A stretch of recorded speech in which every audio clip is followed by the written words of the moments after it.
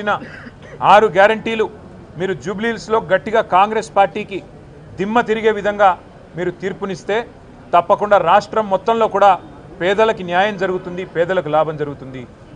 1,67,00,000 మంది ఆడబిడ్డలు ఎదురు చూస్తూ ఉన్నారు ఈ ఆడబిడ్డ గెలుపు కోసం. ఆ 1,67,00,000 మంది ఆడబిడ్డలు నెలకు 2,500 రూపాయలు ఏదైతే 100 రోజుల్లో ఇస్తామని చెప్పారో 2 ఏళ్లు గడిచినా ఇవ్వకపోతే వారందరూ కూడా అసహనంతో ఉన్నారు, కోపంతో ఉన్నారు. ఈ ఆడబిడ్డ గెలుపుతో తప్పకుండా మాకు నెలకు 2,500 వస్తాయని చెప్పి వారందరూ ఆశిస్తూ ఉన్నారు. వయసు మళ్ళిన పెద్దలు నెలకు 4,000 రూపాయలు వస్తాయని చెప్పి కాంగ్రెస్ పార్టీ ఇచ్చిన గ్యారంటీ కార్డును చూసి మోసపోయిన వారు ఈరోజు ఆశిస్తూ ఉన్నారు. మాకు 4,000 పెన్షన్ రావాలి అంటే మాగంటి సునీత గోపీనాథ్ గెలవాలి, కేసీఆర్ గారు మళ్ళీ రావాలి అని చెప్పి వారు కోరుకుంటూ ఉన్నారు. అట్లాగే 2 లక్షల ఉద్యోగాలు అని చెప్పి మోసపోయిన మా తమ్ముళ్ళు, మా చెల్లెళ్ళు కోరుకుంటూ ఉన్నారు. ఇవాళ మన అభ్యర్థి మాగంటి సునీత గోపీనాథ్ గారి గెలుపుతో కాంగ్రెస్కు కనువిప్పు కలుగుతుంది.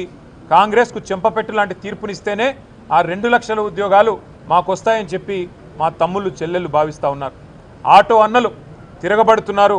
మాకు సంక్షేమ బోర్డు అన్నారు, నెలకు 1000 రూపాయలు అన్నారు, మా కడుపు మీద కొట్టారు ఈ కాంగ్రెస్ వాళ్ళని చెప్పి వాళ్ళ ఆటో అన్నలు ప్రార్థిస్తున్నారు. మాగంటి సునీత గోపీనాథ్ గెలవాలి, కేసీఆర్ రావాలి, మళ్ళీ మా ఆటో కార్మికులకు మంచి రోజులు రావాలని వారు బాధపడతా ఉన్నారు.